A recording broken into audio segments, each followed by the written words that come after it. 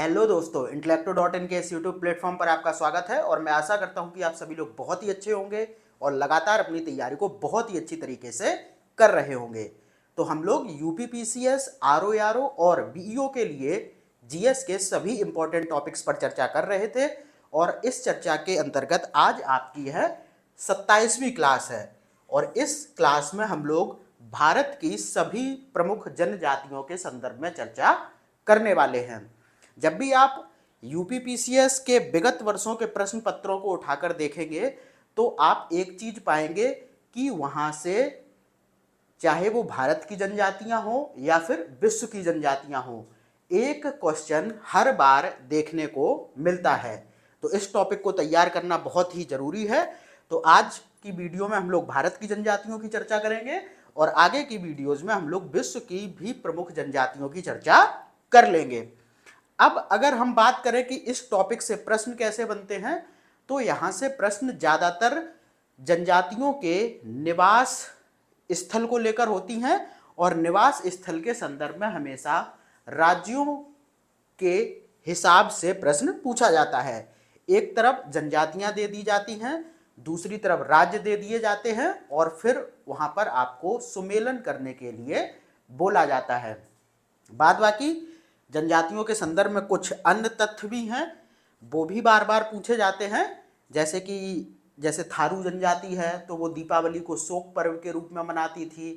जैसे संथाल जो वो है जनजाति है, उसको आप देखेंगे तो वो उसकी जो लिपि होती है वो ओलचिकी होती है। इस तरीके के फैक्ट जो विभिन्न जनजातियों से संबंधित हैं वो भी पूछे जाते हैं, तो वो मैं आपको साथ साथ बताता चलूँगा। तो इस क्लास को हम लोग करते हैं स्टार्ट। तो सबसे पहले हम लोग इसी संदर्भ में चर्चा थोड़ी सी कर लेते हैं कि जनजातियां क्या होती हैं।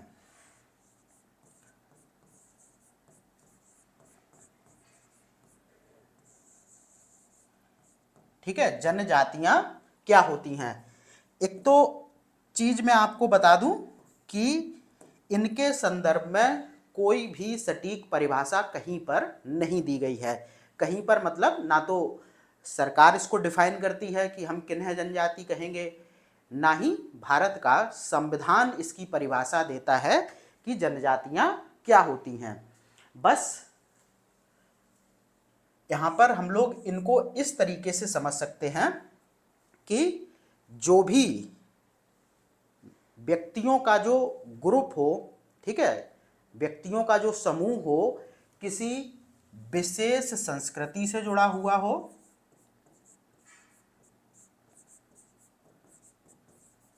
ठीक है, विशेष संस्कृति से जुड़ा हुआ हो, या फिर दो चीजें होती हैं,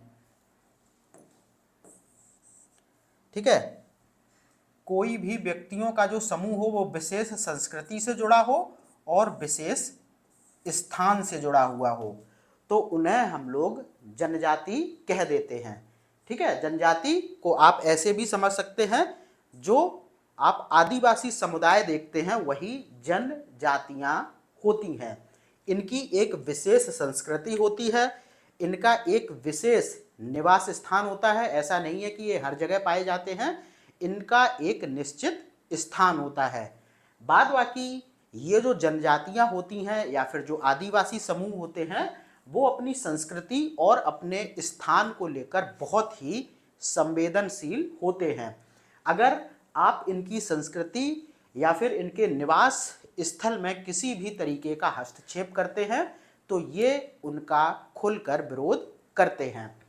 ठीक है, बाद बाकी किसी भी समुदाय को जनजातियों के रूप में घोषित करना हो तो ये शक्ति किसके पास होती है, ये होती है भारत के राष्ट्रपति के पास। ठीक है, और आधार क्या होता है, आधार यही होता है कि विशेष संस्कृति हो, विशेष उनका निवास स्थल हो, और क्या हो, और हो भौगोलिक पिछड़ापन।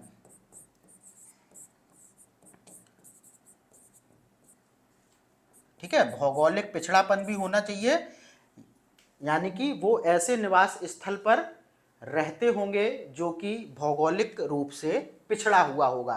तो यही कुछ आधार हैं जिनको राष्ट्रपति मतलब इन आधारों के थ्रू राष्ट्रपति क्या करता है, किसी भी समुदाय को जनजाति या फिर आदिवासी समूह के रूप में घोषित करता है।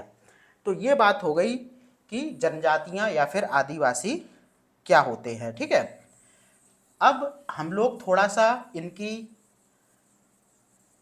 संदर्भ में जो जनगणना के आंकड़े हैं 2011 के, उनको भी देख लेते हैं, क्योंकि यहाँ से भी लगातार क्वेश्चन पूछे जाते हैं। तो सबसे पहले हम उन राज्यों की बात करेंगे जहाँ पर कि कोई भी जनजाति नहीं पाई जाती है।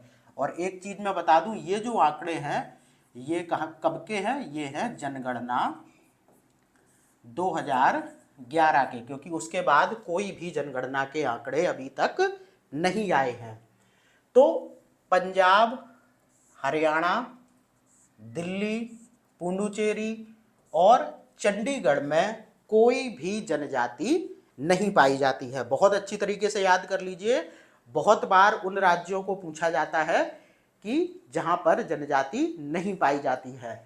तो पंजाब, हरियाणा, दिल्ली, पांडुचेरी और चंडीगढ़ में कोई भी जनजाति निवास नहीं करती है। अब हम उन राज्यों को देखें जहां पर की जनजातियों की संख्या सर्वाधिक है। तो मध्य प्रदेश में जनजातियों की जो संख्या है वो सर्वाधिक है। उसके बाद महाराष्ट्र का स्थान आता है और तीसरे स्थान पर है उड़ीसा। ठीक है, बाद बाकी न्यूनतम जनजातीय जनसंख्या वाले राज्य की बात करें तो गोवा, यानी कि सबसे कम जनजातीय जनसंख्या कहाँ पर पाई जाती है, तो वो गोवा में, और उसके बाद अपना उत्तर प्रदेश है। ठीक है, बाद बाकी जनजातियों की सर्वाधिक प्रतिशत जनसंख्या वाला राज्य अगर हम देखें तो ये मिजोरम है। ठीक है, जहां पर कि कुल जनसंख्या का 94% जनजातियों के अंतर्गत आती है वहां की जनसंख्या। और केंद्र शासित प्रदेश की बात करें तो ये लक्षद्वीप है। तो ये आंकड़े भी याद कर लेना, मैं फिर से रिपीट कर देता हूं, पंजाब, हरियाणा, दिल्ली, पांडुचेरी और चंडीगढ़ में कोई भी जनजाति निवास नहीं करती है। जनजातियों की सर्वाधिक जनसंख्या मध्य प्रदेश, महाराष्ट्र और फिर उड़ीसा में। जनजातियों की सबसे कम जनसंख्या किस राज्य में है, गोवा में है। उसके बाद अपना उत्तर प्रदेश आता है। जनजातियों की सर्वाधिक प्रतिशत जनसंख्या वाला राज्य, प्रतिशत जनसंख्या से मतलब होता है कि राज्य की कुल जनसंख्या में कितने प्रतिशत आदिवासी हैं। तो मिजोरम में कुल जनसंख्या का 94% जनजाति या फिर आदिवासी है। और जनजातियों की सर्वाधिक प्रतिशत जनसंख्या वाले केंद्र, क्योंकि मिजोरम तो राज्य हो गया, अब अगर हम लोग जनजातियों की सर्वाधिक प्रतिशत जनसंख्या वाले केंद्र शासित प्रदेश की बात करें तो यह है लक्षद्वीप। और ये जो सारे आंकड़े थे ये थे जनगणना 2011 के अनुसार। तो क्वेश्चन पूछा जाएगा तो वहां पर आपको इसी आंकड़ों के अनुसार लिखना, मतलब इन्हीं आंकड़ों के अनुसार जवाब देना होगा। अब हम लोग बात कर लेते हैं राज्यवार जो भी जनजातियां पाई जाती हैं, और जिन भी जनजातियों के संदर्भ में कोई विशेष तथ्य होंगे वो भी मैं आपको बताता चलूँगा। तो सबसे पहले स्टार्ट करते हैं जम्मू कश्मीर से। जम्मू कश्मीर में देखो कौन कौन सी जनजातियां हैं, गुज्जर है, चांगपा है, गद्दी है, बकरवाल है और खस है। 5 जनजातियां पाई जाती हैं मुख्य रूप से यहाँ पर। अब चांगपा जनजाति जो है, ध्यान रखो, ये पश्मीना बकरियों के पालन के लिए प्रसिद्ध है। पश्मीना ऊन जानते हैं ना, तो इन्हीं पश्मीना बकरियों से ये ऊन निकाली जाती है।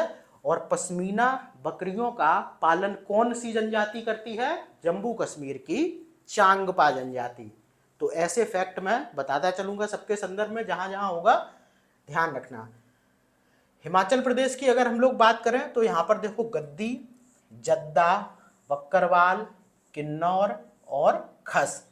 ठीक है, बहुत सी जनजातियां ऐसी होंगी जो 2 या फिर उससे अधिक राज्यों में भी निवास करती होंगी, जैसे कि खस यहाँ पर देखेंगे तो जम्मू कश्मीर में भी है, हिमाचल प्रदेश में भी है, उत्तराखंड में भी है। तो ये एक बड़े क्षेत्र पर निवास करती हैं। ठीक है, जैसे आप देखेंगे तो गद्दी हिमाचल प्रदेश में भी है और गद्दी आप देखेंगे तो जम्मू कश्मीर में भी है। तो कंफ्यूज नहीं होना है, प्रश्न कैसे भी करके आए, आपको अगर बहुत अच्छी तरीके से चीज़ें पता हैं तो आप वहाँ पर गलत नहीं करेंगे। तो इस तरीके के फैक्ट से भी मतलब अपने आप को इंट्रोड्यूस कराएं कि 2 राज्यों में भी एक जनजाति पाई जाती है। उत्तराखंड में अगर हम देखें तो जौनसारी है, थारू है, बुक्सा है, भोटिया है, राजी है और खस है। अब उत्तराखंड की जो सबसे बड़ी जनजाति है वो है थारू, और उत्तराखंड की दूसरी सबसे बड़ी जो जनजाति है वो है जौनसारी। बाद बाकी थारू जनजाति जो है यह दीपावली को शोक के पर्व के रूप में मनाती थी, लेकिन अब नहीं मनाती है। ठीक है, थारू जनजाति दीपावली को शोक के पर्व के रूप में मनाती थी, लेकिन अब नहीं मनाती है। और ये क्वेश्चन बहुत बार पूछा गया है कि कौन सी जनजाति दीपावली को शोक के पर्व के रूप में मनाती थी, तो वो थी उत्तराखंड की थारू। और थारू जनजाति उत्तराखंड की सबसे बड़ी जनजाति है और दूसरे स्थान पर है जौनसारी। ठीक है, उसके बाद देखो अपने उत्तर प्रदेश की बात करें तो यहाँ पर जौनसारी, थारू, गोंड, सहरिया, खरवार, बुक्सा और पतरी, ये यहाँ की कुछ प्रमुख जनजातियाँ हैं। बाद बाकी उत्तर प्रदेश विशेष के अंतर्गत हम लोग उत्तर प्रदेश की सभी जो भी जनजातियाँ हैं उनके संदर्भ में अलग से चर्चा करेंगे। राजस्थान की बात करें तो मीणा, गरसिया, भील, सहरिया और मंगानियार। बाद बाकी आपको ध्यान रखना है कि मीणा जनजाति राजस्थान की सबसे बड़ी जनजाति है। बाद बाकी उत्तर प्रदेश की जनजाति के संदर्भ में एक फैक्ट और बता दूं, यहाँ पर एक खैरवार जनजाति और पाई जाती है जो कि कत्था बनाने के लिए प्रसिद्ध है। पान का जो कत्था होता है ना वो खैर के वृक्ष से बनता है। ये क्वेश्चन यूपी पीसीएस के अंतर्गत पूछा भी जा चुका है कि पान का जो कत्था होता है वो किस वृक्ष से बनता है, तो वो बनता है खैर के वृक्ष से। ठीक है, और जो जनजाति कत्था बनाती है उसको कहते हैं खैरवार। तो ये तीनों का संबंध ध्यान रखना, खैर के वृक्ष से बनता है कत्था और खैरवार जनजाति कत्था को बनाती है। मध्य प्रदेश की बात करें जहां पर की जनजातियों की सर्वाधिक जनसंख्या पाई जाती है, तो यहाँ पर पाए जाते हैं कोल, भील, लंबाड़ी, बैगा और सहरिया। अब आप भील जनजाति को थोड़ा सा देखेंगे तो भील एक बहुत बड़े क्षेत्र में फैली हुई है, राजस्थान, मध्य प्रदेश, यहाँ पर आप देखेंगे गुजरात, महाराष्ट्र। तो ध्यान रखना भील जो है वो भारत का सबसे ज़्यादा जनसंख्या वाला जनजातीय समुदाय है। तो सबसे ज़्यादा जनसंख्या किसकी पाई जाती है? भीलों की। ठीक है, सबसे ज़्यादा जनसंख्या भीलों की। और दूसरे स्थान पर कौन आते हैं? दूसरे स्थान पर आते हैं गोंड। ठीक है, तो भारत में सबसे ज़्यादा जनसंख्या वाला जो जनजातीय समुदाय है वो है भील, और उसके बाद दूसरे स्थान पर गोंड आते हैं। ठीक है, अब मध्य प्रदेश का देख लिया था। गुजरात की बात करें तो कोली, बंजारा, डाफर, मुरिया, भील, भील देखो यहाँ पर भी हैं, बरदा और डबरा, ये गुजरात के जनजातीय समुदाय हो गए। फिर महाराष्ट्र की बात करें तो कोली, बंजारा और भील, भील देखो यहाँ पर भी हैं। छत्तीसगढ़ की बात करें तो भील यहाँ पर भी हैं। इसीलिए आप समझ जाएं कि देखिए इतने राज्य में ये भील जनजातीय समूह है, तो यह भारत का सबसे ज़्यादा जनसंख्या वाला समूह है। इस तरीके से भी आप इसको याद रख सकते हैं। छत्तीसगढ़ में देखें भील के बाद अगरिया है, मुड़िया है, सहरिया है, गोंड है, बैगा है, कोरकू है, अबू झमाड़िया है और भुंजिया है। तो इनके नाम थोड़े से अजीब हैं लेकिन आपको याद रखना पड़ेगा। अच्छा, एक चीज़ मैं और बता दूं, आजकल आप जब विगत वर्षों के प्रश्न पत्रों को जो हाल ही में हुए हैं, यूपी पीसीएस ने एक नया ट्रेंड सेट किया है कि जो चीज़ें बहुत ही कॉमन हो चुकी हैं, कॉमन इन द सेंस जैसे सबको पता है कि भाई थारू जनजाति उत्तराखंड में पाई जाती है, तो ऐसे क्वेश्चन अब यूपीपीसीएस ने पूछना बंद कर दिया है। वो कुछ ऐसी दबी हुई चीज लेकर आता है जो कि ना तो आपको इजीली कहीं किताबों में देखने को मिलेगी, ना कहीं नोट्स में देखने को मिलेगी। तो बहुत ही दबी चीजों को पूछता है, तभी आपको मैं सावधान कर रहा हूं ऐसे नोट्स या फिर ऐसी किताबों से जो कि बहुत बस बेसिक चीजों को कवर करते हो। जैसे कि उत्तराखंड में कोई लिख दे आपसे जौनसारी और थारू, ये तो सबको पता है, आयोग को भी पता है कि अब ये प्रश्न बिल्कुल बच्चों वाला हो गया। तो वो कुछ ऐसी चीजें पूछता है जो कि बहुत दबी हुई होती हैं, इसीलिए यहाँ पर मैंने इतनी ज़्यादा ये चीज़ें लिखी हैं। जैसे कि कोरकू पूछ चुका है, और जब ये पूछा गया था तो बहुत से लोगों ने इसका उत्तर नहीं लिख पाया था, मतलब क्या बोले, नहीं बता पाया था। ठीक है, तो सबको बहुत अच्छी तरीके से देखिए, ऐसा मत सोचिए कि ये तो फालतू में लिखे हुए हैं, इनको क्या याद करना। बाद बाकी जो मैं ये फैक्ट बताता चल रहा हूं इनको अच्छे से देखना। झारखंड की देखो बात करें तो यहां पर है संथाल, मुंडा, गोंड, बिरहोर, हो, बैगा और कोरबा। अब संथाल जो जनजाति है उसकी भाषा होती है संथाली। क्या भाषा होती है उसकी? उसकी भाषा होती है संथाली। और संथाली भाषा की जो लिपि होती है वो क्या होती है? वो होती है ओलचिकी। आपको भी पता होगा कि जो भी भाषा होती हैं वो एक लिपि में होती हैं। जैसे कि हिंदी भाषा जो यहाँ अपने लोग लिखते हैं ये देवनागरी लिपि में है। ऐसे ही जो संथाली भाषा की लिपि है वो है ओलचिकी। ठीक है, ध्यान रखना, ओलचिकी ये पूछा जा चुका है। बाद बाकी संथालों की जो बनावट है शारीरिक, उनके संदर्भ में भी एक बार यूपीएससी ने प्रश्न पूछा था कि वह कौन सी जनजाति होती है जो नाटे कद की होती है, आंखें अंदर घुसी हुई होती हैं, नाक चपटी होती है। तो ये कौन सी जनजाति होती है? ये होती है संथाली। ठीक है, अब मुंडा, गोंड, बिरहोर, हो, बैगा और कोरबा। अच्छा, जो झारखंड की हो जनजाति है यह क्या करती है कि वर्षा के लिए बहुत बड़े क्षेत्र पर आग जलाती है। ठीक है, ये भी फैक्ट ध्यान रखना। हो जनजाति जो है वो वर्षा कराने के लिए एक बड़े क्षेत्र पर आग लगाती है और उन्हें ऐसा लगता है कि इससे वर्षा होगी। ठीक है, बाद बाकी यहाँ पर अगर हम मुंडा जनजाति की बात करें तो इसका जो प्रमुख क्षेत्र है वो है छोटा नागपुर पठार। ठीक है, मुंडा जनजाति का प्रमुख क्षेत्र कौन सा है? छोटा नागपुर पठार। बाद बाकी आपको एक चीज ध्यान रखना है, मुंडाओं का एक प्रमुख त्योहार है वो है सरहुल। इसके संदर्भ में आप सभी ने सुना होगा। मुंडा जनजाति का प्रमुख त्योहार कौन सा है? सरहुल। बाद बाकी मुंडा जनजाति का विशेष निवास स्थल कौन सा है? छोटा नागपुर पठार क्षेत्र। ठीक है, तो मैं काफी फैक्ट आपको बताता चल रहा हूं, इन सबको बहुत अच्छी तरीके से आपको याद करना है। ठीक है, बहुत बार ये चीजें आपको किताबों में भी नहीं मिलती। बिहार की बात करें तो देखो यहाँ पर भी गोंड है, संथाल है, थारू है, उरांव है, खरवार है, बिरहोर है, कोरबा है, कोरा है, कोल है और हो जनजाति है। बिहार में इतनी जनजातियां हैं। पश्चिम बंगाल की बात करें तो यहाँ पर भूमिज, लोधा और भूटिया। अब देखो भूटिया जनजाति के संदर्भ में याद रखना कि यह जनजाति ऋतु प्रवास के लिए प्रसिद्ध है। ठीक है, यानी कि यह विभिन्न ऋतुओं में अलग अलग स्थान पर चली जाती है, उसे ही ऋतु प्रवास बोलते हैं। तो पश्चिम बंगाल की जो भूटिया जनजाति है वो अपने ऋतु प्रवास के लिए प्रसिद्ध है।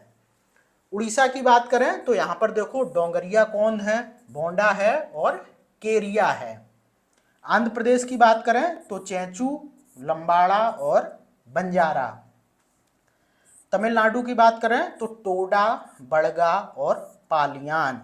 अब टोडा जनजाति के संदर्भ में ध्यान रखना, यह जनजाति मुख्य रूप से नीलगिरी पर्वत पर पाई जाती है ठीक है, कहाँ पर, नीलगिरी पर्वत पर पाई जाती है। बाद बाकी यह एक पशुपालक जनजाति है, यानी कि यह मुख्य रूप से पशुओं का पालन करती है। बाद बाकी टोडा जनजाति में बहुपति विवाह भी होता है। ठीक है, तो टोडा जनजाति के संदर्भ में 3 चीजें याद रखना कि एक तो इसका जो विशेष निवास स्थल है वो है नीलगिरी पर्वत। आप लोगों को पता होगा दक्षिण भारत में जब आप देखेंगे जहां पर पूर्वी घाट और पश्चिमी घाट मिल जाता है, वहीं पर नीलगिरी पर्वत का निर्माण होता है और उसी नीलगिरी पर्वत पर टोडा जनजाति विशेष रूप से पाई जाती है। और यह जो जनजाति है यह एक पशुपालक जनजाति है और इस जनजाति में बहुपति विवाह यानी कि एक स्त्री के कई पति होते हैं। ठीक है, तो उसे ही बहुपति विवाह बोलते हैं। तो ये 3 चीजें आपको टोडा जनजाति के संदर्भ में याद रखनी है। उसके बाद केरल में देखो तो मोपला, नायर, कारद, चेंचू और पालियान। मोपला जो जनजाति है यह मुस्लिम जनजाति है, मतलब मुस्लिम धर्म को मानती है। और आप देखते होंगे जो 1921 में केरल में मोपला विद्रोह हुआ था तो वह इसी जनजाति का विद्रोह था और जो मोपला उस समय थे वो मुस्लिम किसान थे। ठीक है, उसके बाद यहाँ पर कर्नाटक की हम लोग बात करें तो देखो भारती है, थेरावा है और वर्ली है। सिक्किम में देखें तो लेपचा बहुत ही इंपॉर्टेंट है, भूटिया और लिंबू। लेपचा के संदर्भ में खूब क्वेश्चन पूछे जाते हैं। ठीक है, आगे बढ़े तो नागालैंड की बात करें तो यहाँ पर नागा जनजाति है, कोन्यक है, अंगामी है और रेंगमा है। ठीक है, मेघालय की बात करें तो गारो, खासी, जयंतिया और बोडो। अब यहाँ पर एक चीज ध्यान रखना है कि पूर्वोत्तर में क्या हुआ है कि जनजाति और पर्वत चोटियों के एक ही नाम है। जैसे कि आप मेघालय में देखेंगे तो वहां पर गारो, खासी और जयंतिया पहाड़ियों के भी नाम है और यही नाम जनजातियों के मिलेंगे।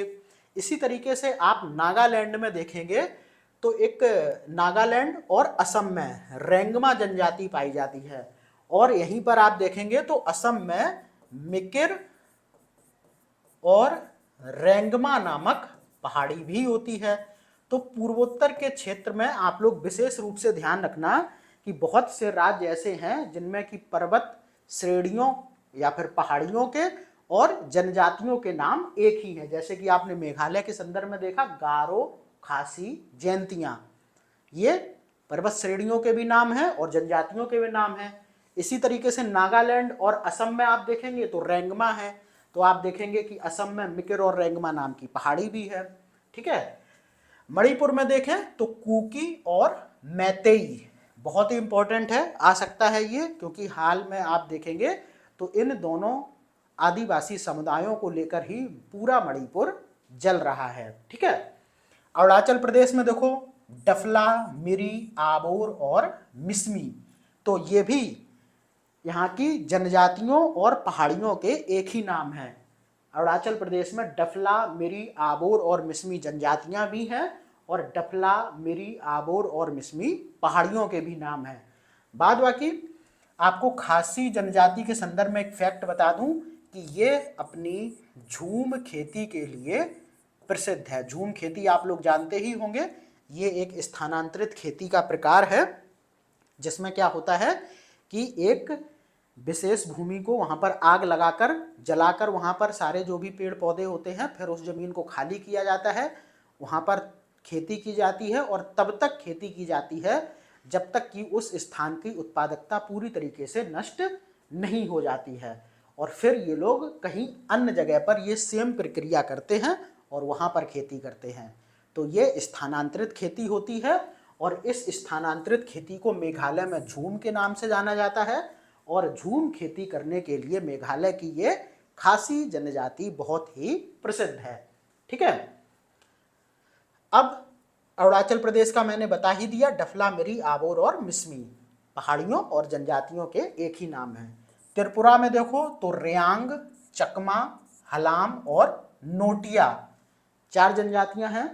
असम की बात करें तो बोडो, कार्बी और रेंगमा। रेंगमा पहाड़ी और जनजाति का एक ही नाम है। रेंगमा जनजाति असम में भी है, नागालैंड में भी है, लेकिन जो रेंगमा पहाड़ी है वो कहाँ पर है, वो असम में ही है। ये ध्यान रखना, वो मेघालय में नहीं है, वो असम में है। अंडमान निकोबार की जनजातियों की बात करें तो औज, सैम्पेन, जारवा, सेंटलीज और हालचू। बाद बाकी जारवा जो जनजाति है वो भारत की सबसे आद्य जनजाति है, यानी कि भारत की सबसे पुरानी जनजातियों में से एक है जारवा।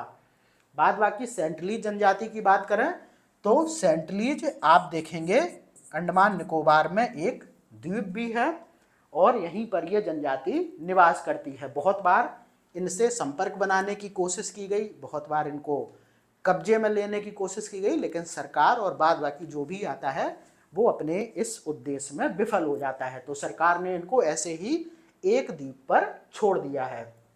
ठीक है, तो ये हो गई भारत की सभी जनजातियां और उनके संदर्भ में मैंने आपको बहुत सी चीजें बताई हैं जो कि बार बार पूछी जाती हैं। ठीक है, तो ये आप ध्यान रखना कि कौन सी जनजाति किस राज्य में है और किस जनजाति के संदर्भ में कौन सा विशेष फैक्ट आपको ध्यान रखना है। ठीक है, तो आज की क्लास को यहीं पर करते हैं समाप्त। लगातार आप इन वीडियोस को देखते रहिए, अपने साथियों तक शेयर कीजिए और मैं मिलता हूं आपसे अगली वीडियो में। तब तक के लिए धन्यवाद।